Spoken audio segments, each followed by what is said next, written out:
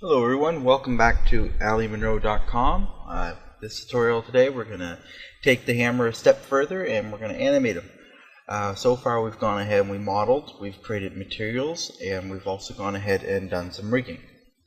So here we have an animatic that I created, just very quick, drew on some storyboards, scanned it into the computer, and then just took each frame in Photoshop, cropped them out, created a JPEG, and then from there I brought them into Premiere and just sliced together a quick video, timed it out, and here we go. You can see he jumps across the camera, jumps up, smashes one of the blocks in on the logo back in, he lands and it lights back up. Let's watch that one more time. So he comes in from the left, hops 3 times, looks at the camera, looks up at the block, jumps, hits it 3 times, and jumps down. Okay, so that's what we're going to try and mimic here. So let's open up a fresh scene, and we're going to create a plane. And I know that my video was 333 pixels by 480.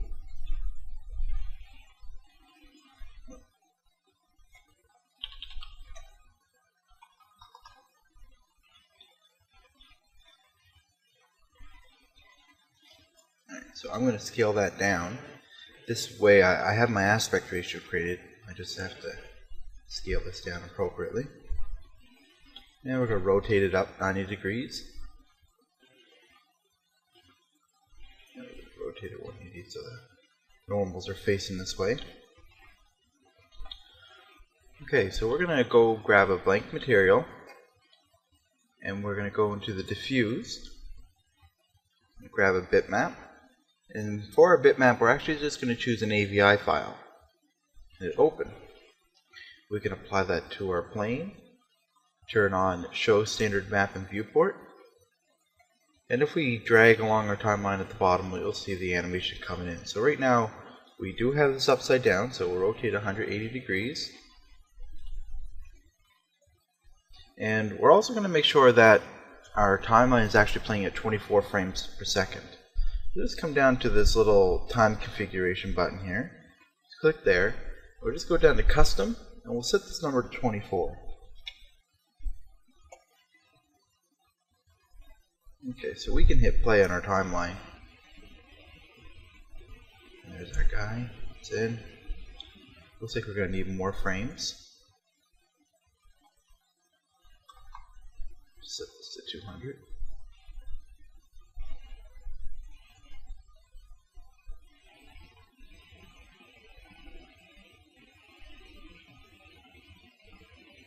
Alright, perfect. Alright, so we're going to bring in our guy. So to do that, we're going to go to File, Import, Merge.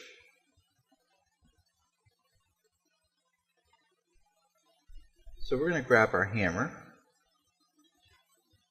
Just going to merge everything into the scene. Okay, we're just going to rotate our plane 90 degrees. Just pull it back a little bit. Bring it up off the ground. What we're going to try and do is keep the master control and the squash base control sitting on 0, 0, 0. So we're going to go into our side view here. We're going to slide over to one of the spots where the hammer is in a pose.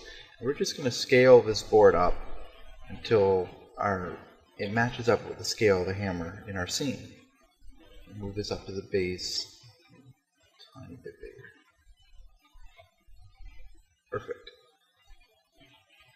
Alright, and we're going to have to create, we overlooked one piece for our rig, and that's a spine angle control. So when I go to rotate this rig right now, if I rotate it backwards, you'll see at the neck, we actually lose some geometry here. It caves in on itself, and that's because the IK control right now doesn't know which way to face.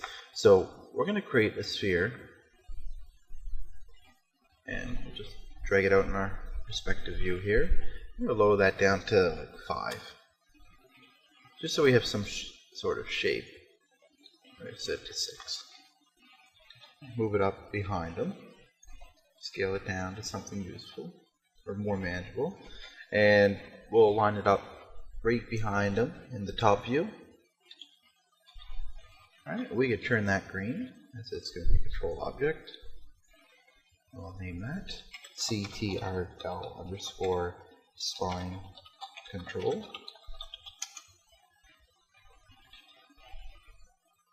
And we'll click on our IK. We'll go on over to the motion panel.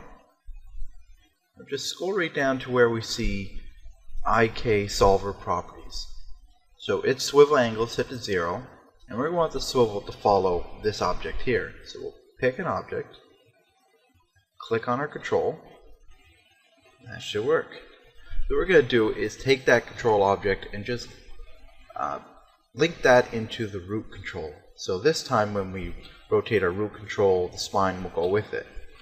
So now when we rotate our main control, we can actually move our whole fella, and we keep the control here on the neck. So as you can see, we have another problem, and this is the orientation of our character. So right now, when we set our locat constraint on our hammer, we set our up axis to be a little bit different than what it should be right now, as we were planning on animating him from right to left, not left to right. So we will come in and click on his base, scroll down to the very bottom, and we're going to set his up axis to Y. Okay, and we still have a little bit of swirling here. Just go down to keep initial offset. Okay, so as we move the character around now, it would switch the other way, but we can animate him forward and back all we like.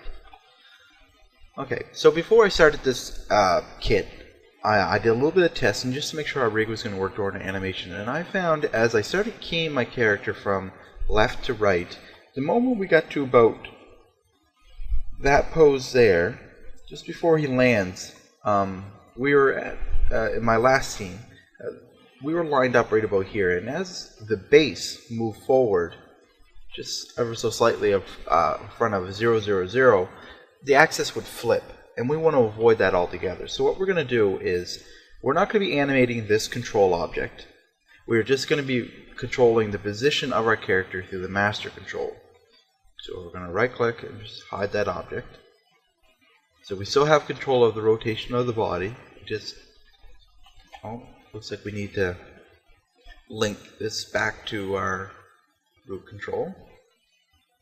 Alright, so we still have control of the rotation of the body and the squash, and this will be the control angle of the whole model plus its translation. Alright, and we're going to bring that way back, way from 0, and we're going to line our image plane back up with that as well.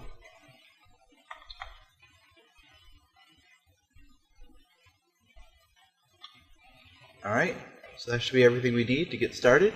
We now have our image plane. We have our fella ready to be animated.